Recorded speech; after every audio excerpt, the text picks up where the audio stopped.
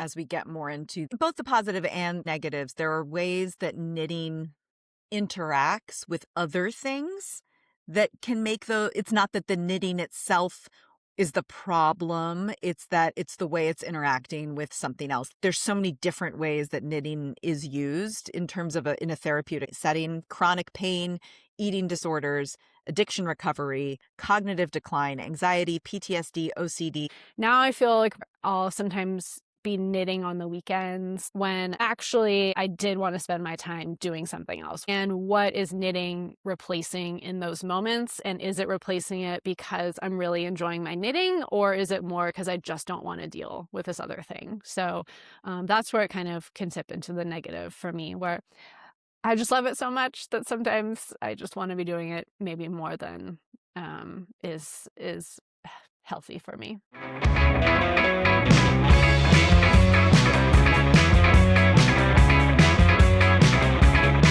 I see deep brick red, slick cherry red, shiny rosy red, candy apple red, Estella deep red on your face, face, face, face.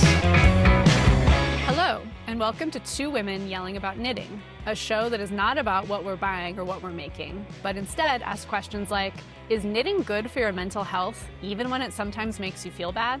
This is a space where we look up from our works in progress and acquisitions and talk about what we see in the wider world of knitting, its political, social, and historical context. But don't worry, it'll be fun. I'm Anjali, and I'm a knitter in Denver, Colorado. I'm Alison, and I am a knitter living outside of Washington, D.C. We're friends who share a love of knitting, as well as an interest in a lot of sticky topics that relate to knitting. Things like politics, mental health, intellectual property, and more. We are recording another 6-episode season with a new episode and a new topic every 3 weeks.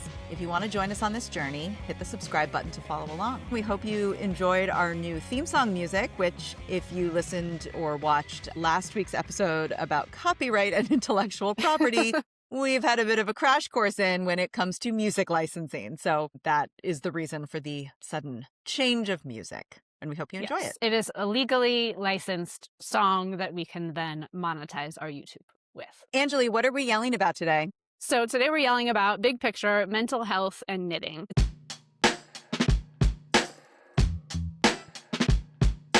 Seems like there's been a lot of kind of chatter about mental health benefits of knitting out in the world, and just anecdotally, both of us have experienced it. The idea has been explored through scientific research, which is really cool to see.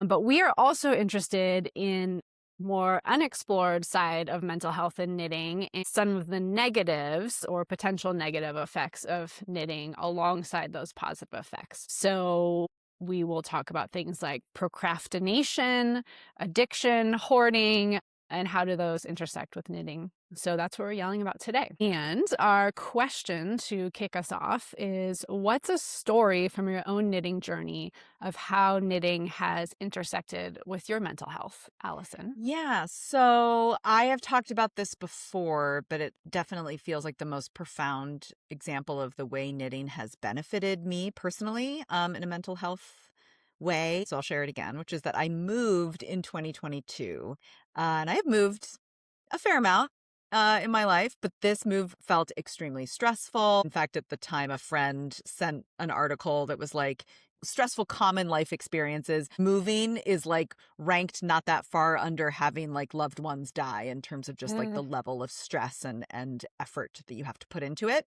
And that was when I would say my knitting also really kicked up. I got really into like more complicated knitting. I was knitting every day, getting more into just understanding yarn and fiber content, listening to knitting podcasts really for the first time. And I do credit the knitting that I did at that time with helping me get through what was a very stressful experience. And I found myself relying on it in a way that I hadn't needed it for in the past.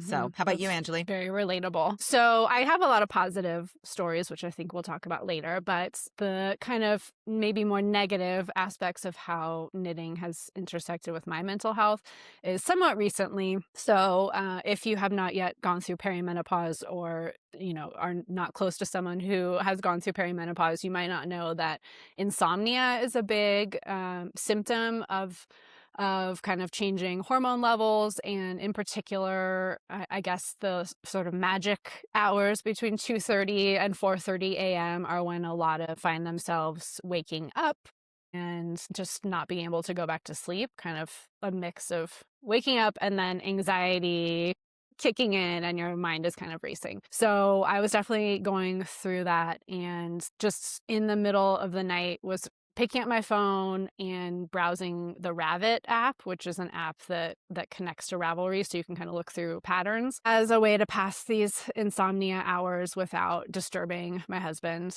who was sleeping next to me. And it just started getting bad, where I found myself kind of wanting to make a lot more things and maybe being like, oh, like I want to make that. Maybe I should look for the yarn right now at 3:30 a.m. That seems like a good idea. And finding it on sale maybe, and then having that sense of urgency of like, I should buy it now because it's on sale. And then I can make this thing that, 30 minutes ago, I didn't even know existed. And just taking up a lot of mental space and keeping me sort of awake and stimulated at a time where it wasn't really helpful to be awake and like having my mind racing. So eventually I just deleted it from my phone because that was really the only way that I could keep from doing that, because it had become this ingrained habit in the middle of the night. And that helped a lot. And I've since put it back on. I'm also now not having that insomnia thanks to HRT, and that I can use the app in a way that feels very stable. I love that example too, because I do think as we get more into both the positive and negatives, there are ways that knitting interacts with other things. It's not that the knitting itself is the problem. It's that it's the way it's interacting with something else, like insomnia, like having trouble putting down your phone, like you know what I mean? And so that's just an interesting way that we don't necessarily think, well, it's like, of course knitting's good for you, but maybe it also interacts with other things that are difficult in a way that makes it a net negative for that moment. Yeah. And I think it's positive to talk about that. I don't think we really Mhm. see that side of things, and to insist that there are only positive mental health benefits doesn't tell the full picture. So I'm excited to have this conversation today. Yeah, I'd say thematically, we are both very interested in the non-binary, non-black and white views of things. And that is certainly how today is going to pan out, which is like, there are great things, there are difficult things, there are ways that both of those things coexist, and it's not really a one or the other situation. Yeah, for sure. So on that note, the media is often discussing the mental health benefits of knitting and other crafts, but it's not something we're just discovering right now, right? Correct. The mental health benefits of knitting, while the research around it, the more formal research around it is more recent, the mental health benefits of knitting have been recognized for quite a long time. I think a particularly interesting way to see it is in how knitting has been used historically in caring for soldiers. So I think the most famous example, at least that I was already aware of, is in World War I. There was the advent of what was then called shell shock, which has now been recognized as post-traumatic stress disorder. And one of the ways to treat soldiers with shell shock was bringing knitting into the hospital, into recovery spaces. And so in my research, I actually found another example that predates World War I by quite a bit. 1866, the National Asylum for Disabled Volunteer Soldiers was started, and it was a place for American soldiers to be recovering from the Civil War. And knitting was one of the activities that was brought in that was seen as therapeutic. It even carries over up to today. There was a recent study out of Veterans Hospital Palo Alto in which participants specified that knitting groups were some of their highly preferred activities. And the group piece is actually really interesting to me. We'll talk about that too. The knitting itself being beneficial, but the communal aspect of knitting also being beneficial. Another historical example of fiber arts and mental health is how it was used in the 19th century in women's psychiatric institutions. And of course, there is a terrible undercurrent of unpaid, underpaid labor because women were doing work that was then being used for financial gain. But the reason it was being done, in part, was because the staff noticed that the fiber arts activities, including knitting, had a very positive effect on the patients. And then there's been more research in, more closer to the modern era. And what are the benefits that have been found in that research? Yeah, so there still is a lot of anecdotal evidence for the benefits of mental health, but we do in the last, I think really like 26 years or so, seen formalized research into what are the benefits of mental health. So I think a really fantastic resource for this is stitchlinks.com, which was started by Betsy Corkill, who was a physiotherapist, as they say in the UK. She is from the UK, who did a lot of research into some physical but also mental health benefits of knitting. I love this story. So there's a great podcast. One of the ones I listened to in my mental health time of need was called Why I Knit.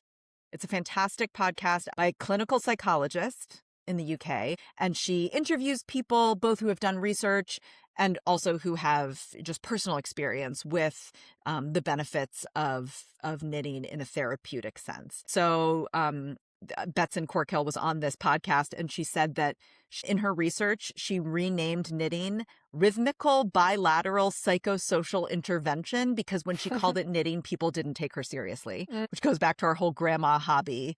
Like, wasn't that cute thing? And it's like, if you wanted to be taken seriously as a science, you had to rename it this thing, which I just kind rolls of like, off the tongue. Right, exactly. But it does point to what is understood to be part of the mental health benefits of knitting. There is something about your hands crossing the midline in a rhythmic way that benefits the brain. So the Psychiatric Times had an article on it, is the repetition, the modulation, and the sensory pleasure of the movement itself is beneficial. And this idea of crossing the midline of your body, that bilateral piece of it, is very much related to EMDR. Again, we probably should say also in this episode that we are not mental health professionals in the same way that we are not lawyers, we are not psychiatrists or psychoanalysts or psychologists. But my understanding of EMDR is it uses the same idea of crossing that midline as a therapeutic technique to process trauma, to help process that negative experience. That's so interesting. I hadn't heard that about the midline crossing. Yeah, it's something about this midline crossing. And so what's interesting, in the same way that I had mentioned earlier about knitting possibly interacting with negative things in a certain way, it's kind of a bit of the positive research is the same in that people aren't necessarily researching knitting, but they're researching these other things like the hands crossing the midline that are positive. And it's like, well, that's also what knitting is doing. So there is a way to associate knitting with research that isn't knitting specific.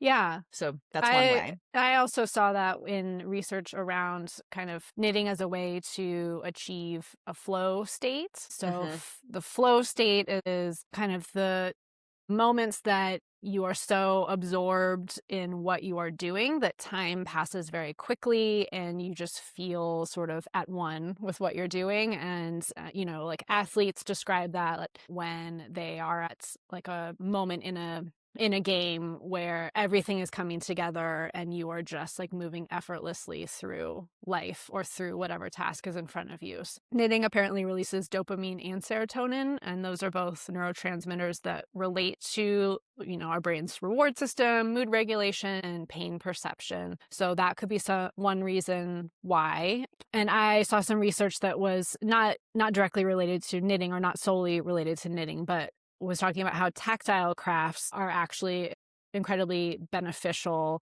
for mental health in this increasingly digital world, especially for younger people who have grown up, kind of always being online, having something tactile and in the real world that you manipulate that like has other sensory characteristics can be really beneficial for your mental health. Yeah, and to that end as well, other research that I saw around it is knitting specifically being both, and we've talked about this in the past, but it is both process and product oriented. Like you can get pleasure out of the act of doing it, but then, and also to see that tangible incremental progress, and then to have something at the end of it also being part of what is beneficial about it. Mm. And so a lot of the research specifically around knitting is more survey based, like putting out questionnaires to knitters and kind of going with reported, self-reported information, which is still obviously very valuable. I was curious about the more in a more measurable way, what we're seeing. And there were just quantitative. Thank you. Yes. Versus qualitative. See, I was like, as I was going through these, I was like, Anjali probably would be. I was reading through some studies and I was like, the tables would. And I was like, Anjali would be much better at reading this.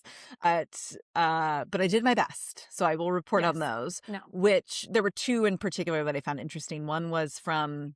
And they were both, in peer-reviewed publications. One was in Nature, and it was the effect of crochet on attention tests using neuroimaging. So MEG neuroimaging had people crochet and then had them take these attention tests with neuroimaging simultaneously to see what their brains were doing. And the findings were, it was interesting, experienced crocheters performed better on these tests after crocheting. So the act of crocheting got their brains into a place where then they could pay more attention. People who did not have experience with crochet did not find the same benefits, which I think is really true.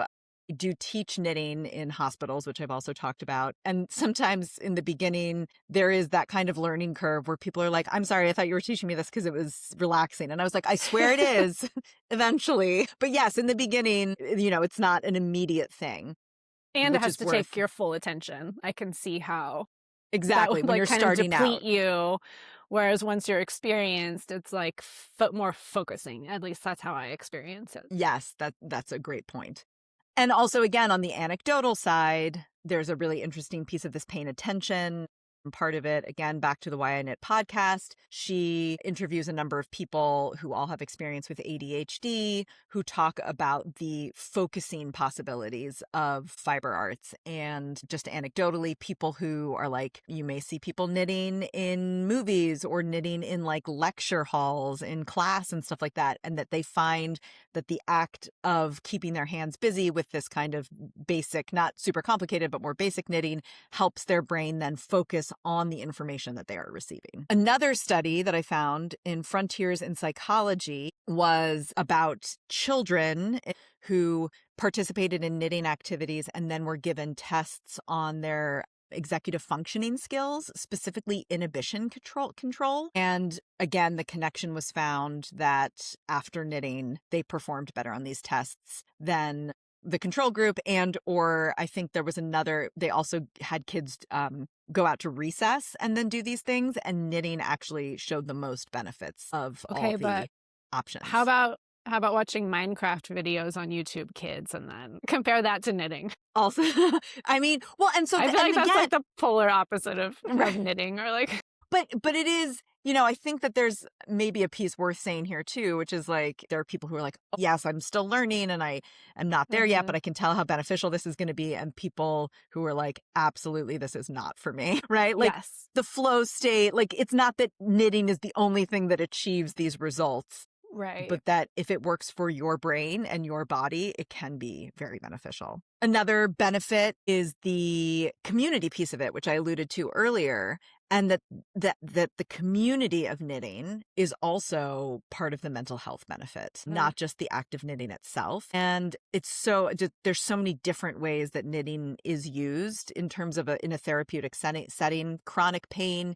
eating disorders, addiction recovery, cognitive decline, anxiety, PTSD, OCD, physical health benefits as well, which we're not even getting into today in terms of motor control. So lots of different ways knitting is used beneficially, both anecdotal, plenty of anecdotal evidence, growing evidence, quantitative evidence, as opposed to qualitative. So tons of benefits.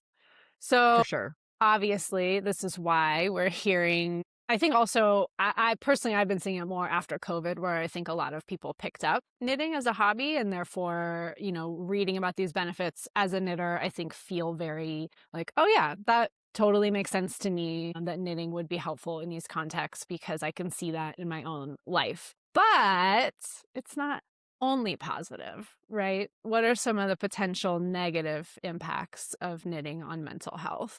Yeah, so I could not find any formal studies on this, but I did, and we'll talk about this in a little bit, an article by a professor of behavioral addiction, talking about, again, in an anecdotal way, the ways that this could happen, observations from our own lives in ways that knitting can get a little not only a positive, how knitting can be adjacent to or interact with other issues, where it's not necessarily that knitting in and of itself is the problem, but that there may be something else that you are dealing with in your life or struggling with, and that knitting then comes into play in those spaces and becomes a vehicle perhaps for other things that you are dealing with. Yeah. So I've Angela, you had definitely- a very specific, you said you had a number of ways that this happens for you. Yeah. So the first that's sort of very personal to me, I think, is the issue of what I call procrastination. And I don't know, I feel like that's not a term that I hear a lot, but it's something I have experienced for decades, really, because I used to do this with like cooking and baking, where, these hobbies and crafts can be a meaningful and sort of energizing escape from the daily grind of life. But that can also tip over into using knitting, using baking as a crutch to sort of escape what it is that you need to take a break from. So in an article that I'll link to about procrastination, I first heard the term the wall of awful, which I guess comes from the ADHD world. I don't have ADHD, but this really resonates with me. So the wall of awful is kind of where it feels like there's so many things you have to do that you don't want to do, that you have this inability to initiate tasks because of fear or shame. Like, I need to respond to this email, but I should have responded a week ago, and now I'm ashamed and I'm just never going to respond to it. Or just past failures making you feel fearful of initiating action on something. So I think when I have been in a bad mental health place, knitting has tipped over from like, oh, this is a great, really healthy escape for me from my daily life, and has tipped over into like, oh, okay, and now I'm going to keep doing it because this feels good, the knitting feels good, and everything else feels bad right now, and I don't want to deal with all the things that feel bad. So yeah, that's for me personally like one way that it's kind of gone into the negative that I don't necessarily see talked about as much. And I think that's not I don't experience this as much since I had my rebirth of getting rid of my whole stash and kind of being a more project-focused knitter. But I would say endless whip syndrome could also be seen as a negative, where you're kind of procrastinating about knitting, like you don't want to finish your knitting project by taking on new knitting. I have seen or like anecdotally observed that like perfectionists, this could also be a particular problem. So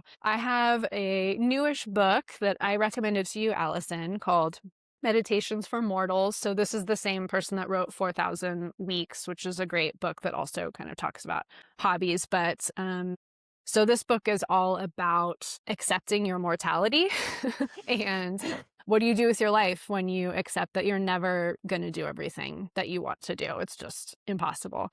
So in a chapter, the meditation that's called Finish Things on the Magic of Completion, I was struck by this quote: "Perfectionists love to begin new endeavors because the moment of starting belongs to the world of limitlessness. For as long as you haven't done any work on a project, it's still possible to believe that the end result might match the ideal in your mind. You can luxuriate in the feeling of pure potential. It's like opening the curtains one weekend morning in childhood to find the streets and gardens blanketed in virgin snow. By contrast, finishing things means slogging your way through the messy, imperfect reality of what the project actually became."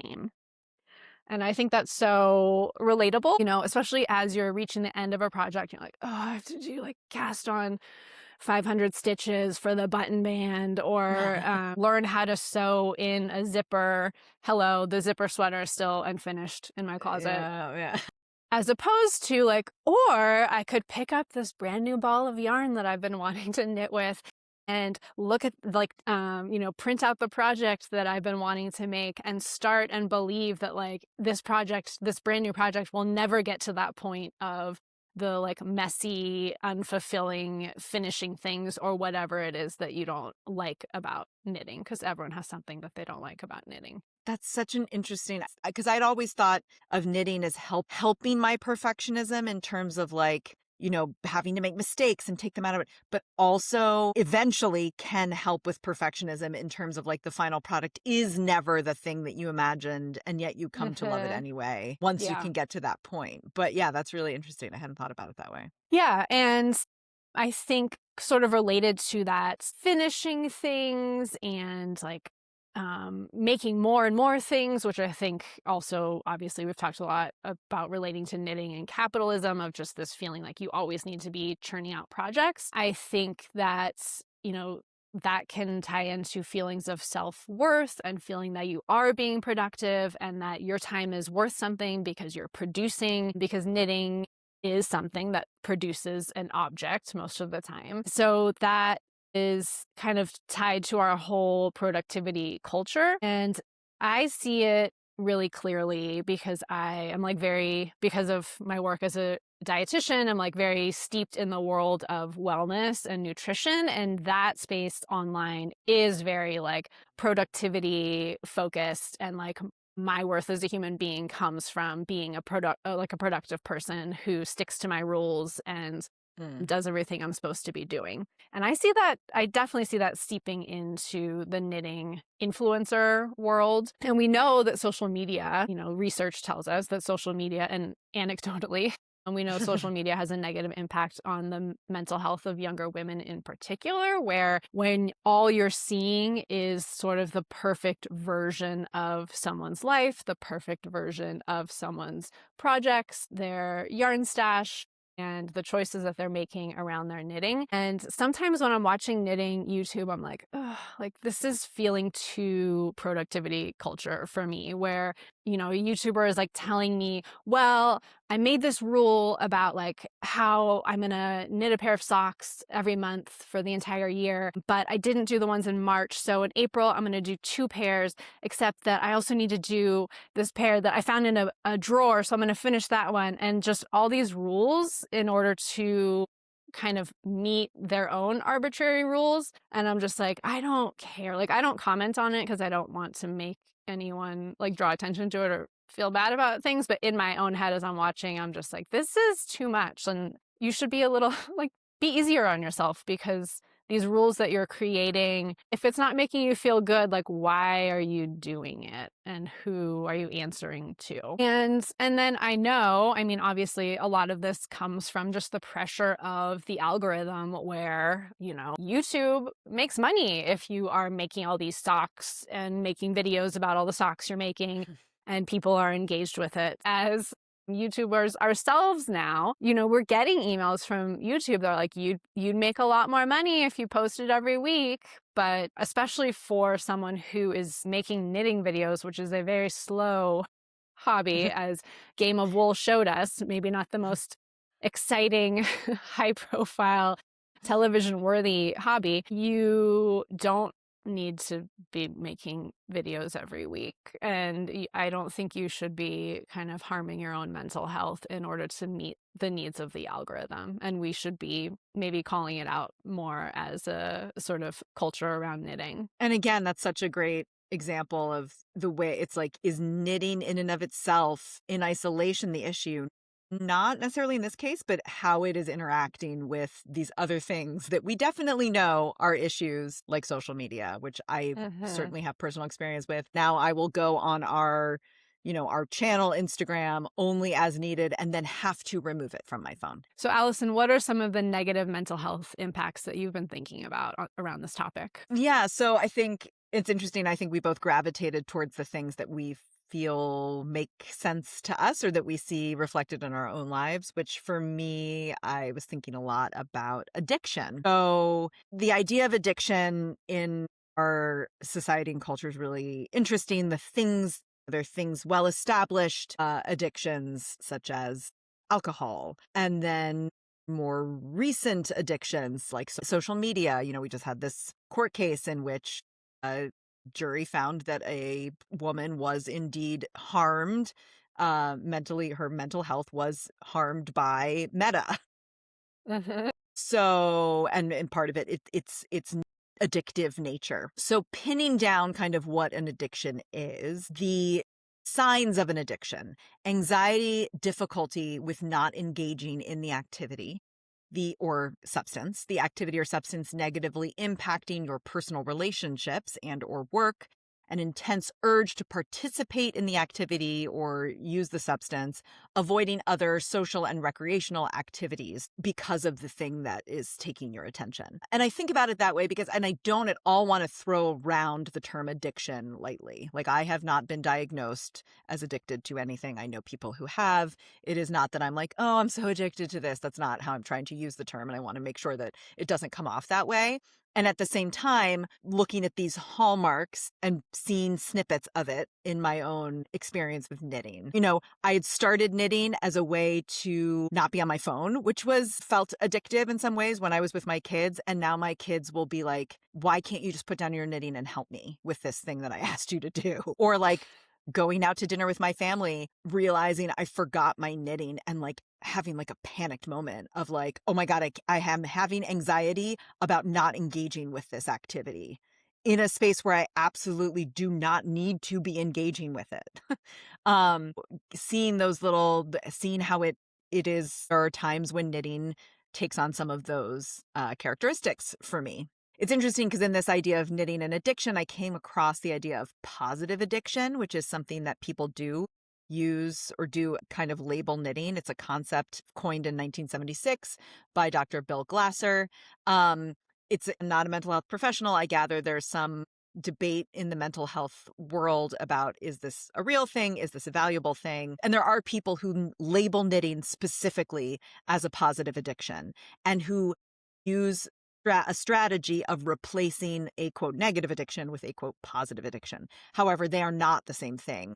Participating in the positive addiction should be something you can do for an hour a day, right? That like part of it is like the more time you commit to something, the more problematic it might be. It should be something that only increases your self-esteem and positive self-worth, that it shouldn't take away from it. So it's not like doing something 12 hours a day that isn't actively damaging your health is necessarily a good thing either.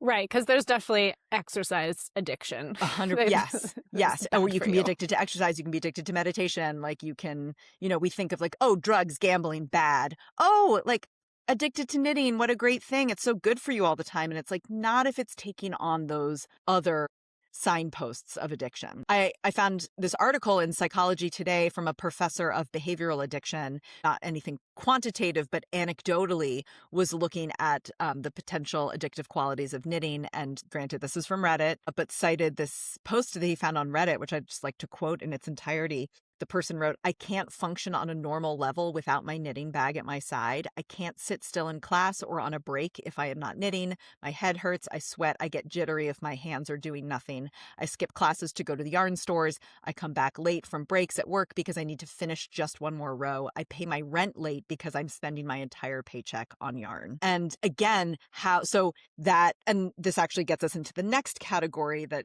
I was thinking about, that all have a kind of interconnected relationship: hoarding and compulsive buying disorder. Wanted to make sure I was saying that right. Shopping addiction, but there is compulsive buying disorder. And again, how knitting can interact with those other things. We joke about our stashes. And again, this is not to say that everyone with a yarn stash has some characteristic of hoarding happening. That is not at all the case. But is it possible to cross that line? Absolutely. What differentiates hoarding from collecting, for example? Hoarding is both about accumulating and having emotional difficulty getting rid of things. It's differentiated from collecting in that collecting does not produce clutter, distress, or impairment. That is a quotation from the International OCD Foundation. Items are organized and do not take over living spaces. Is my stash going to be on Hoarders, the television show? No. is it organized? Do I know what's in my stash? Do I pick something up? I'm like, what is this? And also, I don't know what it is. And also, I don't want to give it away. Yes, I have those feelings, right? Again, it's not like a binary. It's not like, yes, it is. Yeah. No, it's There's not. not like a clean line. Exactly. It is a spectrum. And sometimes things about my yarn stash feel not like collecting anymore to me. Same thing with compulsive buying disorder. So it's a little bit of a slippery, newish idea. Sometimes it is characterized as OCD, sometimes as addiction, sometimes it is put in with other mood disorders, but it is being overly preoccupied with buying, spending money in a way that creates financial hardship and debt. There is a huge relationship between the ease of online shopping and compulsive buying disorder. So the idea of like, oh, well, I'm buying yarn, but it's for this hobby that's good for me. Is it always going to stay in that space? Have I spent more money on yarn than I wish I had? Like, yes. Has it gotten me into financial trouble? No. Do I understand how that can happen? Like, absolutely. I also see kind of an intersection with, there's a lot of like low buy or no buy culture online. And that kind of intersects with that feeling of self-worth around sticking to these perfect ideals that you have set for yourself that are laid out for you on social media. Like, I will do a no buy year for yarn. And then not leaving yourself the space to break that quote unquote rule. Like, if you have the capacity, like the budget to spend on yarn, and you come across a yarn during that year that you have pledged to be no buy, it's okay to buy it. Like, you will not be prosecuted by the court of, I don't know, knitting, and to kind of feel constrained by these arbitrary rules that you have set for yourself because of this culture around like perfect social media image of what kind of knitter you want to be. Like, that also dips into negative impact on your mental health, I think. And again, that way that knitting interacts with other things, like that it is not the knitting in and of itself that's the issue, but the compulsive buying, and it finds its channel through knitting, or the kind of restrictiveness of like, this is how I'm going to be and there's no way I can possibly deviate from it. And then knitting becomes a way to control myself. So yeah. Right, being the, again, opposite ends of the spectrum, and there's so much in between. So to that end, we were curious about our own personal experiences with both the positives and negatives and mental health and knitting. And I talked about moving, but also I think another positive I'd like to mention is Project Knitwell, which I learned about through the Why I Knit podcast. So in that moment of needing knitting, I was listening to this podcast. I heard the founder interviewed, who's now a friend. They happened to be in DC. I was like, I have moved here. It's a sign. I need to get involved. And I work with them now at Georgetown Hospital. I see it every time I work with somebody, right? Like, I once was working with a dad in the NICU, and he was like, wow, it is so nice to be thinking about something else right now. And he was like, and I want to knit something for my baby, right? It's not that it works every time, but when it does work, you can see, wow, this person is really getting a lot out of this. And also that knitting gave me, I think I've joked on this podcast before, where it's like, I don't have any tattoos, but if I were to get one, it would be either about my kids or about knitting.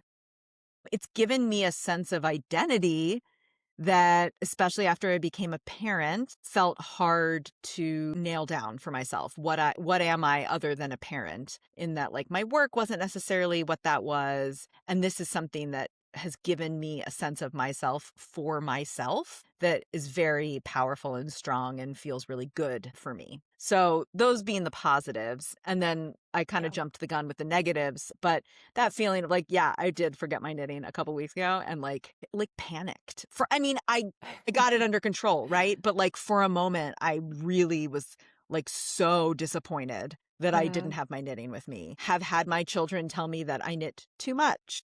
Have yarn that is not organized. Have yarn that, oh, here's another bowl of yarn over there. Here's one over here. Yes. And again, am I all the way on the end of the negative spectrum? No. But am I identifying ways that it's not just a good thing? Yes. Yeah. Anjali, how about you? So I have also, and maybe we'll link to right here or right here. I'm not sure which side of the screen it comes up on, but our episode that's about why we knit and goes a little bit more into the backstory of our knitting story. But I stepped away from knitting for about a decade and then came back. And when I came back, it, like your moving story, it coincided with me starting a really stressful job with unclear outcomes, overseeing like a pilot program that I didn't have a lot of control over all the parameters of it. Like it was made by government entities that I would never change their mind about something if they said I couldn't do it. And it was fully remote. So I just didn't have a lot of opportunities to observe my work in action. It was a lot of kind of doing things online and then hoping they worked out and then maybe or maybe not hearing back how that all went. And so just having the very tactile experience with knitting at the end of the day, having complete control and autonomy about what I was knitting it with, like how long I was going to spend on something, if I wanted to move back and forth between different projects, and then seeing the physical manifestation of my labor in front of me was all like so just very deeply satisfying to my soul, and was something I really needed and kept me going during times that were really just like stressful and uncertain during a lot of the workday. And I continue to have that feeling. And I think it also helps with my perfectionism because obviously I will make mistakes and I can always decide, do I want to unravel to the point and fix that mistake, or do I just want to let it go? And just feeling okay with sometimes just letting it go, and sometimes feeling okay with like, okay, let's just go back and do it again. But as I sort of hinted at earlier, it can also sometimes be a distraction and kind of create a feeling of productivity when actually I'm avoiding something. I think now, I talked earlier about that happening sort of around my work and like not wanting to face that wall of awful. Now I feel like more I'll sometimes be knitting on the weekends when actually at the start of the weekend, I did want to spend my time doing something else, whether it's like going outside and doing something, taking care of some sort of task around the house. And what is knitting replacing in those moments? And is it replacing it because I'm really enjoying my knitting? Or is it more because I just don't want to deal with this other thing? So that's where it kind of can tip into the negative for me, where I just love it so much that sometimes I just want to be doing it maybe more than is healthy for me. And yeah, so we put out a call on Instagram. I re-downloaded it on my phone, put out the call, got some answers, deleted it. But we'll go back up when we put out this episode. But we got some really lovely responses. They both said we could share their stories. So I will start with my friend Iris. She shared some really fantastic, all net positives about her mental health experience with knitting. And her first piece, which I thought was great and also relevant to our question of the day, which was like, is knitting good for me when it doesn't always feel good or when it feels bad? She brought up resilience, which we've talked about. So knitting is tactile and soothing, but that setbacks are good for mental health, which is just such a great distinction, right? It's like, oh yeah, like realizing that I twisted that cable wrong however many rows ago doesn't feel good. It feels bad, but dealing with it, deciding how I'm going to deal with it or not deal with it or whatever decision I'm going to make, then builds a muscle of like tolerating discomfort. So like, it is possible for knitting to not feel good all the time and still be good for mental health. It is possible for knitting to be frustrating, to be disappointing, whatever it is, but that in and of itself could eventually down the line be a good mental health tool. So the resilience piece means a lot to her, and that really resonated with me. She also talked about knitting as, and I quote, "It's a place to put my thinking," which I really loved.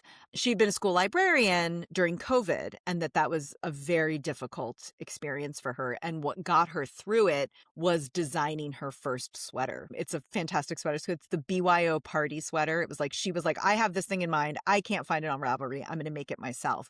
And so while she was like barely holding on in her job, the way that she could channel the mental energy was into designing the sweater, and that it felt like a, quote, lifeline to her. So it wasn't even knitting in and of itself, but the idea of knitting, the thinking about knitting and being able to channel what instead could be a negative spiral about something else. It's like I can channel my brain into thinking about this thing that makes me feel good and positive was really beneficial to her. So I love that story. And then Lou Dangit on Instagram shared with us that knitting interacts and overlaps with their bipolar disorder.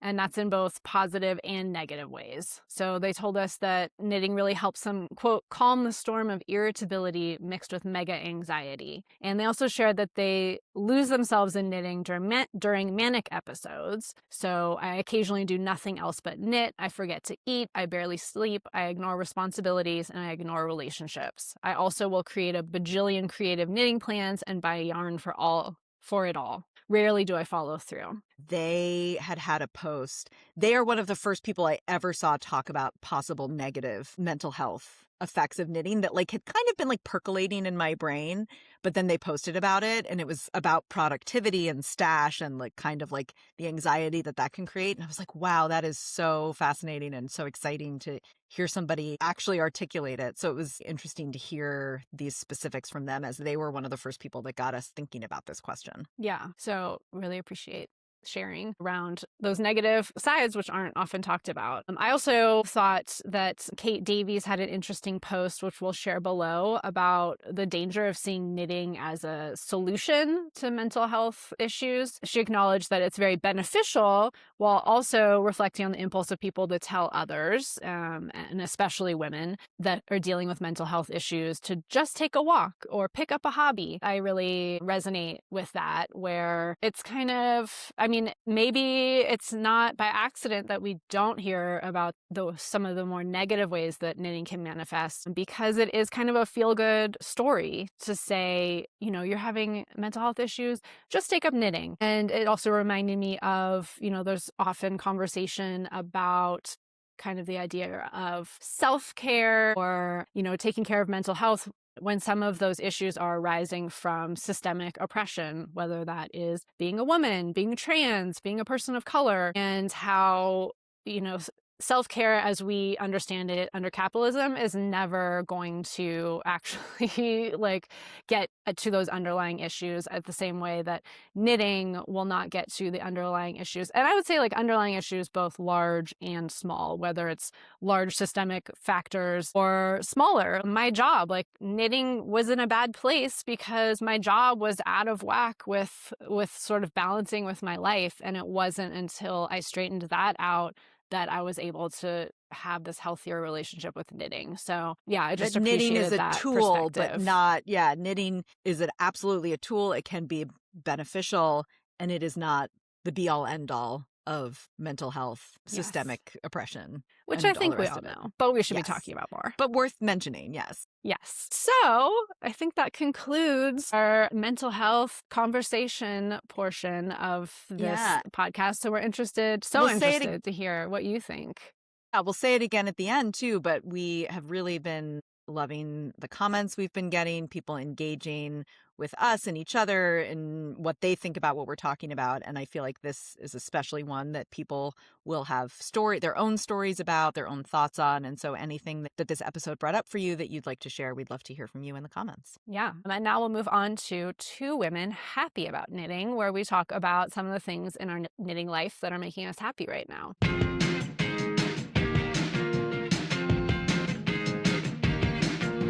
So Alison, what are you happy about? Yeah, so, well, I'm going to totally cheat and do twofer, which is that it's cold enough miraculously for maybe 3 more days that I could wear a sweater, and I'm wearing a finished object that I'm happy about. Yay! Which is the Lume, I love the color. Our mini knit along.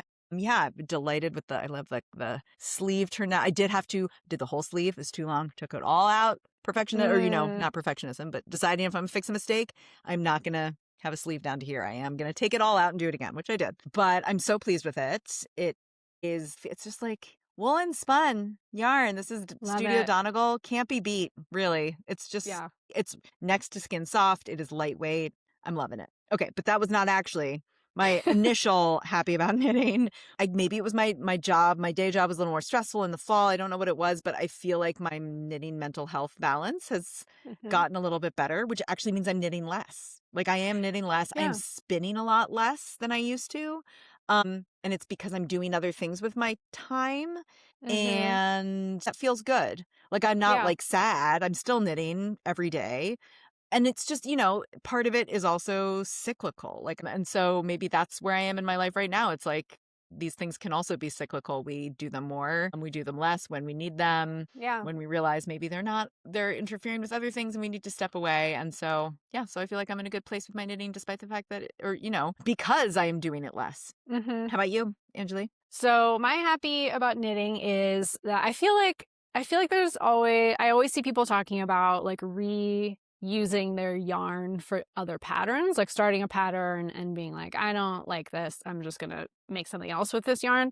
But I feel like I rarely see people talking about being like, I really want to make this pattern. This yarn is not working. I'm going to use another yarn. I feel like that's a Mm-hmm. less common frog and redo. So I am redoing a pattern, the Corin cardigan by the Bea, which is like a lacework, summery cardigan. Yeah, I was going to say it looks very summery. Yeah, as you know, very hot here in Denver. So thinking ahead. So it's bottom up. So this is just the bottom. I just split and I'm doing the. What color is it? It's a little hard to So tell on this the is, screen. so I was doing this in a like mustardy Germantown, which is 100% wool. And I know I told you that I was just not happy with the yarn. I just didn't enjoy working with it.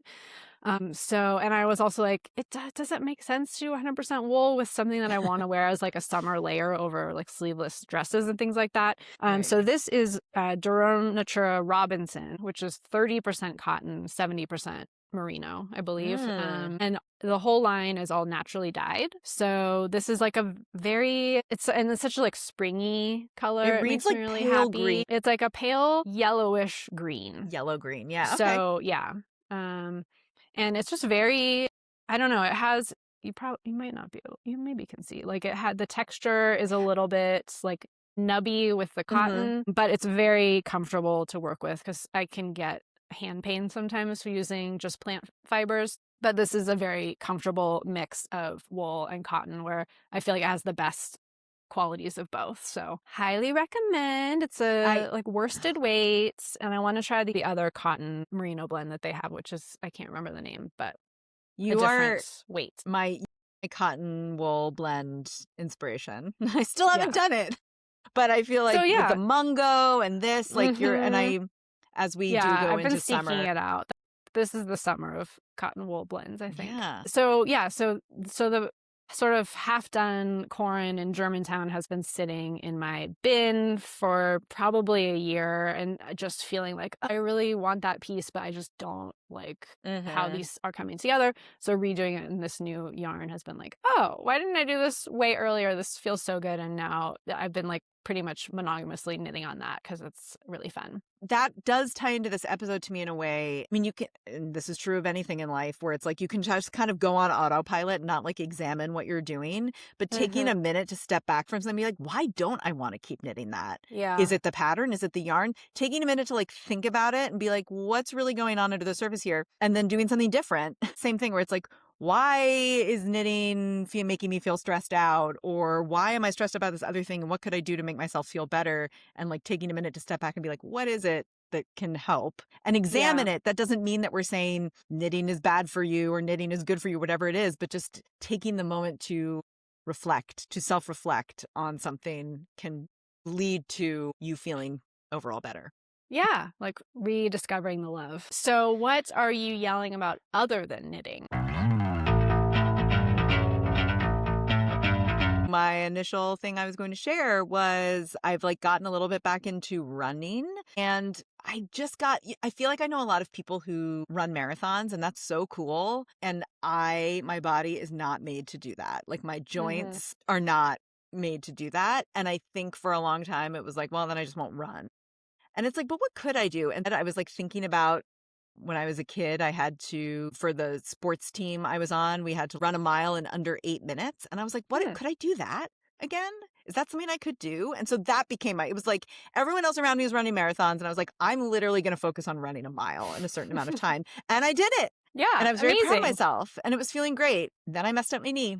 And then I'm still almost 44 years old. And I don't know when I will be running again. There are activities potentially There that you is. could do. I also, for the first time, instead of being like, I'm going to do something physical this morning, I was like, I'm going to knit this morning. And it was like it was a beneficial thing to be like, here is this other thing that I love and I can't do this other thing that I've really enjoyed. And let me now think about coming back to this with a little more of my time. So Yeah. Not hard on the knees knitting. No. That's good. And knock on wood, these joints are still holding it together for now. Yeah. How about you, Anjali? So my family and I just took a little spring break trip down to southern Colorado to some towns that are less touristed. Trinidad, Colorado, which is like a old mining town that's near the New Mexico border. And Pueblo, which you might have heard of, is another town maybe about an hour south of Colorado Springs. And so when we go on trips, like my family and I really like to go thrift store shopping. I have been thrift store shopping since I was in high school in the 90s. Like I feel like that was like peak thrift store years because the clothes that you would find in stores, not only was it all cheaper than like thrift store shopping in a large city nowadays, but the clothes were well made. You could find things from the 50s or 60s. And I still have clothes that I thrifted in high school that were made in the like 50s, 60s, and 70s because clothes were just made well. And now often, especially again, like thrift store shopping in big cities, everything's been picked over by the people that are going to then sell them in boutiques for like 5 to 10 times what they paid for them or 100 times what they paid for them. And like a lot of the things that are left behind are just crappy clothes that have been made in the last 10 years that are ready to fall apart. And like sometimes they're selling things for more than, that it's more than what was originally paid for this like Old Navy sweater or whatever. So going to small towns in Colorado, great thrifting opportunities because there is less of that like economy of the upselling thrifted items. So you can actually find like high quality things. The prices are more reasonable and it's just more of a fun hunt. So we ended up going to a few, this is actually from a more boutique-y thrift store that was down there, and then went to like a big chain thrift store in Pueblo, and the whole family bought so many clothes that they had to put them in a box, but it was still, completely reasonable. And we first sort of started our family culture of thrifting when my older son was pretty young, where this was when we lived in Louisiana, and we went to a thrift store. And we were trying to tell him, like, a thrift store is a place where you can find treasures. Like, you don't know, like, you can find treasures. And so he ended up finding, used lightsaber toys at that thrift store. And we were like, see? Treasures. So now he's into clothes and found, like, some cool t-shirts. And then my youngest son is very into clothes. So he was just excited to get any clothes at all. So it was great. And now I have my new spring and summer wardrobe. Nice. So to go with your new cardigan. To go with my new cardigan eventually. That's it. That's it. That's our We're whole done. episode. Yeah. But we were really excited about this one. It's definitely one of the topics that when we decided we wanted to do this podcast was like forefront of mind and to examine it from many different angles. And so we are really curious to hear what you all think as well about the relationship between your knitting and your mental health. So let us know. Yeah. Like the channel, like the video, subscribe, tell your friends. We Hype love us. from here. Hype. Yeah, hype. A couple people hyped us. Thank you. I don't know what it means or how to find it really, but I saw it in some place behind the scenes that a few But YouTube people told hyped. us. Yes, thank you. Thanks for the hype. We'll see you next time. Bye.